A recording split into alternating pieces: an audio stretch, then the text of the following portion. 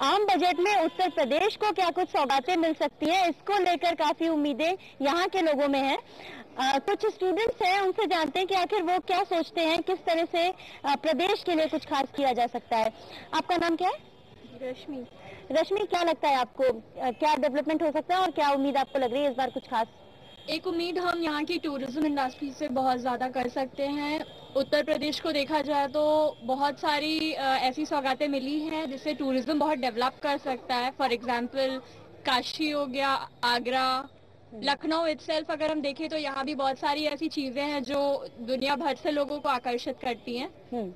लोगों को काफी उम्मीदें हैं, लेकिन इसके साथ ही साथ एक सवाल ये भी उठता है कि सरकार हमेशा से ये कहती है कि उसके पास धन नहीं है, धन की कमी है, घाटे का बजट पेश होता रहा है। अगर हम उत्तर प्रदेश की बात करें तो इस बार जो बजट पेश हुआ है आम बजट सदन में, वो भी घाटे का बजट रहा है।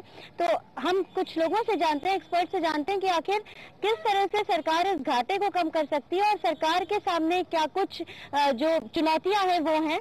सर, आपको क्या लगता है कि जो हमेशा बात आती है कि घाटा है, पैसा नहीं है, उसको कैसे दूर किया जा सकता है? घाटे के कारण का विश्लेषण अगर करें तो ये तो वर्ल्ड बैंक की राय हो चुकी है कि अगर भ्रष्टाचार कम हुआ तो इतना पैसा जमा हो जाएगा कि घाटे का बजट जरूरत नहीं है, जीरो बजट स्टार्ट हो जाएगा। दूसरा, करप्शन के अलावा जो वेस्टफुल एक्सपेंडिचर हो रहा है सैलरीज में, नौकरशाही बढ़ती जा रही है और जो कॉर्पोरेट सेक्टर का उद्योग है वो नहीं बढ़ रहा है।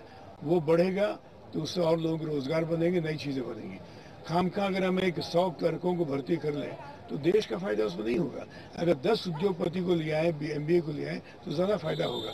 ये नजरिया जब तक नहीं बनेगा तो मेरे ख्याल से एक नई सदी में नई सोच की बात पूरी हो नहीं पाएगी और घाटे के बजट इसमें कम नहीं हो पाएगा।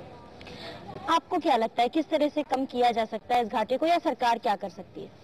विदेशी बैंकों में जो हिंदुस्तान का रुपया, जो बड़े बड़े राजनेताओं का और बड़े बड़े अधिकारियों का और बड़े बड़े व्यापारियों का पैसा वहाँ जो जमा है वो हिंदुस्तान में लाया जाना चाहिए। जो कम से कम 70 लाख हजार करोड़ रुपया है, अगर वो हिंदुस्तान में आ जाएगा तो हिंदुस्तान का सारा घाटा खत्म हो जाएगा और हिंदुस्तान का बजट 0% में आ जाएगा। दूसरी बात, जो तमाम घोटाले हो रहे हैं, जो अभी घोटाला हुआ स्पेक्ट्रम घोटाला 1,76,00,000 करोड़, खाद्यान्न घोटाला, कॉमनवेल्थ घोटाला, ये सारे घोटालों में जो जो लोग इन्वॉल्व हैं उनके ऊपर सख्ती करके और ये पैसा वसूल करके और हिंदुस्तान के कोष में अगर जमा हो जाएगा तो मैं समझता हूँ निश्चित रूप से सारा घाटा खत्म हो जाएगा। तो लोगों ने सुझाव भी दिए कि आखिर किस तरह से घाटे को कम किया जा सकता है। समय की कमी थोड़ी हमारे पास है, अब जल्दी से जान लेते हैं एक सिरे से लोगों से कि आखिर वो क्या सोचते हैं, किस चीज पे टैक्स कम होना चाहिए। एंटरटेनमेंट पे टैक्स कम करने की बात यहाँ पर आ रही है, मनोरंजन की थोड़ी हल्की फुल्की बातें हो गई। आपको क्या लगता है किस पे टैक्स कम होना चाहिए? मेनली तो जो पेट्रोल के प्राइसेस हैं वो डे बाई डे इंक्रीज हो रहे हैं, तो वो कम करना बहुत ज़रूरी है। आपको क्या लगता है सर? मेरे हिसाब से किसी भी प्रकार का कोई नया कर इस बजट में नहीं आना चाहिए। टैक्स के बारे में उदार नीति अपनानी होगी और टैक्स जो टालते हैं, काटते हैं, उनको सख्ती के साथ होनी चाहिए। आप क्या कहेंगे? पेट्रोल के दामों में सबसे कमी होनी चाहिए। पेट्रोल की वजह से ही सारे रेट, हर चीज़ की बढ़ोतरी होती है। पेट्रोल और वैट, इन दोनों को कंट्रोल करना चाहिए, उससे हमारे महंगाई पे काफ़ी कमी आएगी। मैम, आप क्या कहेंगी? एक लाइन में जल्दी से बता दीजिए कि आखिर क्या चाह रही हैं, क्या चीज़ सबसे ज़्यादा टैक्स कम होना चाहिए, स्लैब में बढ़ोतरी होनी चाहिए, या क्या होना चाहिए? मुझे तो लगता है टैक्स स्लैब में बढ़ोतरी होनी चाहिए, क्योंकि वो एक सबसे बड़ा मुद्दा है हम वर्किंग वुमेन्स के लिए। और दूसरी, रेस्टोरेंट में जो अब चार्जेस बढ़ गए हैं, एंटरटेनमेंट चार्जेस बढ़ गए हैं, ये सारे लो होने चाहिए, क्योंकि लाइफ में कुछ तो फन रहना चाहिए। अगर सब जगह महंगाई हो जाएगी तो फन तो खत्म हो जाएगा हमारा। आप क्या?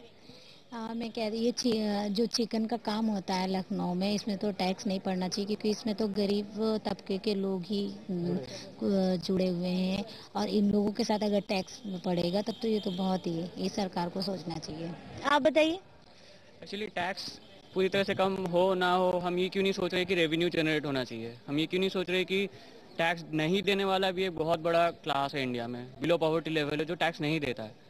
लेकिन उन सब का भी पेट यही सरकार पालती है जो सरकार घोटाले कर रही है। हम ये क्यों भूल रहे हैं? तो आई थिंक टैक्स बढ़े ना बढ़े, हम आई थिंक पूरे यूथ को एक साथ होना चाहिए और हमें एम्प्लॉयमेंट अपना खुद जनरेट करना चाहिए। उससे हम यही देखेंगे जब रेवेन्यू जनरेट होगा तो टैक्स का लोड अपने आप कम होगा। तो हमने सबकी प्रतिक्रिया जानी, स्टूडेंट्स भी हमारे साथ थे, महिलाएं, एक्सपर्ट्स हमारे साथ थे, व्यापारी वर्ग हमारे साथ था। अब ये देखना होगा कि जब प्रणव दा अपना बजट पेश करेंगे तो आखिर लखनऊ की जनता ने जो उम्मीदें लगाई हैं उनसे, उनके पिटारे से उनके लिए क्या कुछ निकलता है और वो उनकी उम्मीदों पर कितना खरा उतरते हैं। लखनऊ की जनता को आखिर दादा से क्या है उम्मीदें? खर्चा चलाने में हमें बड़ी मुश्किल होती है। गवर्नमेंट कॉलेज खुलेंगे तो उससे हमारा एजुकेशन सिस्टम भी अच्छा बढ़ेगा। पेट्रोल के रेट में कमी करनी चाहिए। इस हफ्ते इंडिया फर्स्ट में मिलिए इंडियन ओपनर गौतम गंभीर से। ये टीम एकजुट होकर पूरी कंट्री के लिए खेलेगी। हाँ, मैंने हमेशा ये कहा है कि सचिन तेंदुलकर के लिए आइडल गिफ्ट होगा और मैं ये चाहता हूँ कि सचिन तेंदुलकर यही नहीं अगला वर्ल्ड कप भी खेले। इंडिया फर्स्ट रविवार रात 9:30 बजे सिर्फ जी न्यूज पर। प्रायोजक हैं Cadbury Bournville, you don't buy a Bournville, you earn it, और वी गार्ड शॉर्ट सर्किट खत्म। बॉलीवुड